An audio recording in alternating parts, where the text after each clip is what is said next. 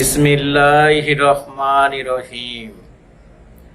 আমি কাজী মনিরুল আজম পলাশ, স্পোকেন ইংলিশের বিস্ময়কর আবিষ্কার মনির মেথডের প্রতিষ্ঠাতা। মনে রাখবেন, স্পোকেন ইংলিশ শিখতে হলে মাত্র 3টা কৌশল জানতে হবে। প্রথম কৌশলটি হলো সেন্টেন্স মেকিং করার নিয়ম। দ্বিতীয় কৌশল হলো প্রয়োজনীয় ওয়ার্ড মিনিং। তৃতীয় কৌশল হলো বলার অভ্যাস, প্র্যাকটিস। এই 3টা ওয়েতে আপনি যে কোনো বাংলার ইংলিশে কথা বলতে পারবেন। আর আমি এই 3টা কৌশলের মাধ্যমে ইংরাজি শেখাই। মনে রাখবেন, এই পৃথিবীতে 3টা জিনিস আছে। এই 3টা জিনিস হলো ব্যক্তি, বস্তু, প্রাণী। এদের নিয়ে যখন কথা বলবো তখন আপনাকে অবশ্যই এই 3টা কৌশল লাগবে। একটা হলো সেন্টেন্স তৈরি করার নিয়ম, প্রয়োজনীয় ওয়ার্ড মিনিং, বলার অভ্যাস।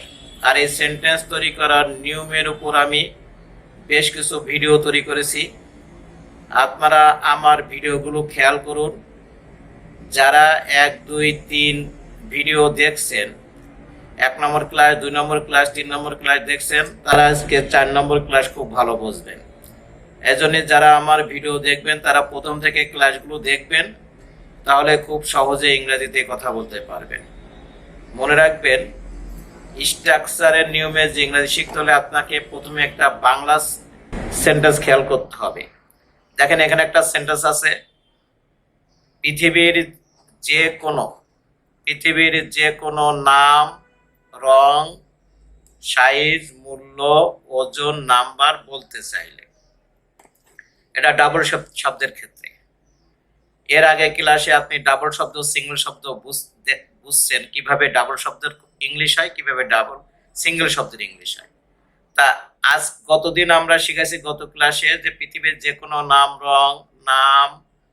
রং, সাইজ, মূল্য, ওজন, নাম্বার। এখানে ছিল জানতে চাইলে, আজকে বলতে চাইলে।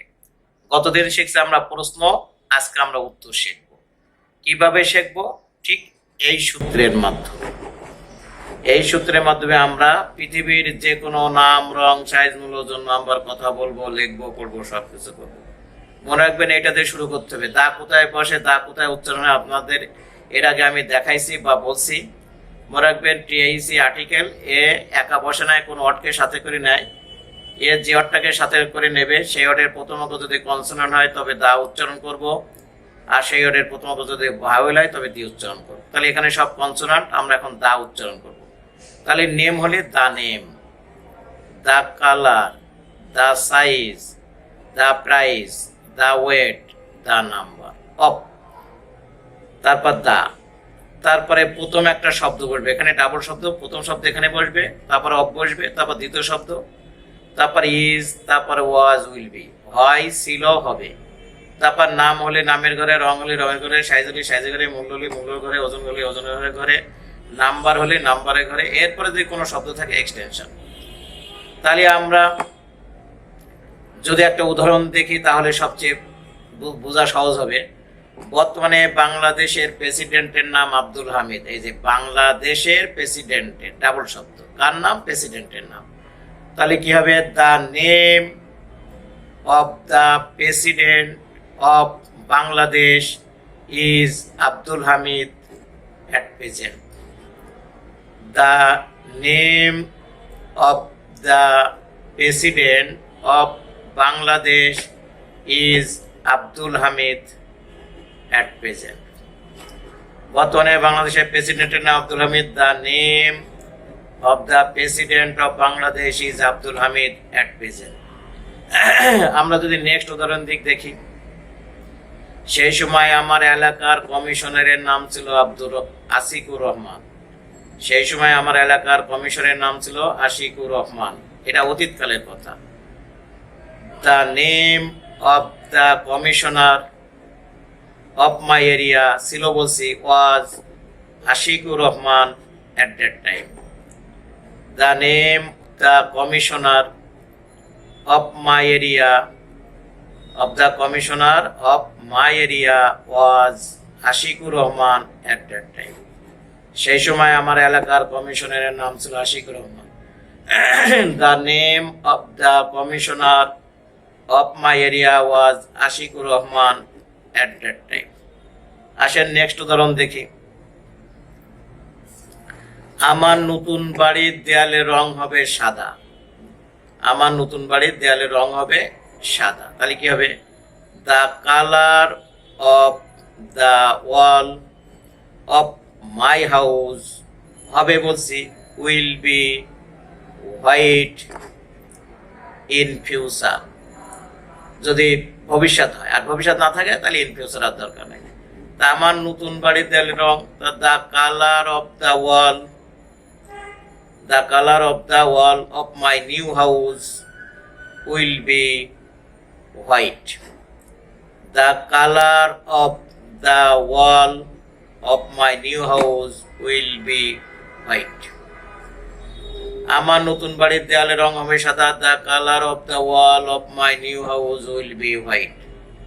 যদি নেক্সট উদাহরণ দেখি, আমার বাড়ির টেলিভিশনের size 30 inch. The size of the television of my house is 30 inches. The size of the television of my house is 30 inches. আমার বাড়ির টেলিভিশনের size 30 inch. The size of the television of my house is 30 inches. Next উদাহরণ, 10 বছর আগে আমার এলাকার 1 কাঠা জমির দাম ছিল 5 লাখ টাকা। The price of the 1 কাঠা of land of my area ছিল বলছি was 5 লাখ টাকা। 5 লাখ টাকা। The price of the 1 কাঠা of land of my house was 5 lakh টাকা। The price of 1 katta of land of my area was 5 lakhs taka. The price of the 1 katta of land of my house of my area was 5 lakhs taka. যদি next উদাহরণ দেখি, আমার ইংরেজি বইয়ের cover পেজের রং সবুজ। The color of the cover page of my English book is blue. The color of the cover page of my English book is blue. The color of the cover page of my English book is blue.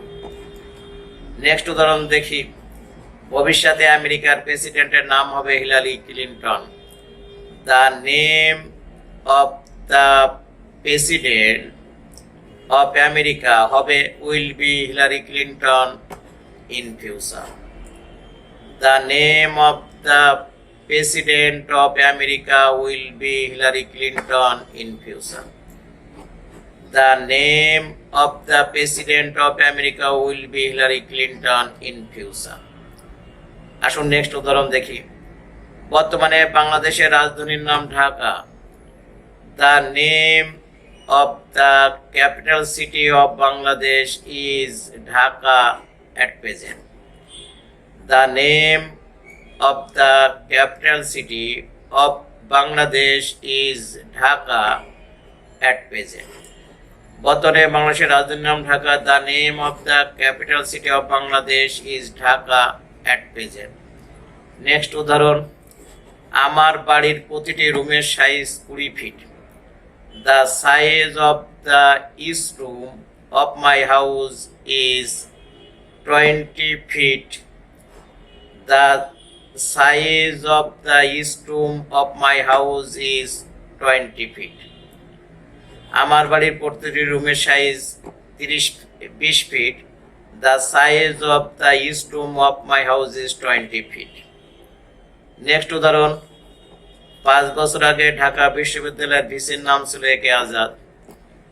The name of the VC of Dhaka University was একে Azad before 5 years. The name of the VC of Dhaka University was একে Azad before 5 years. 5 বছর আগে ঢাকা বিশ্ববিদ্যালয়ের ভিসির নাম ছিল A K Azad. The name of the VC of Dhaka university was A K Azad before 5 years। Next উদাহরণ, আমার অফিসের ম্যানেজারের নাম Abdul Hai. The name of the manager of my office is Abdul Hai. The name of the manager of my office is Abdul Hai. The name of the manager of my office is Abdul Hai. যদি ছিল হয় তাহলে was Abdul high.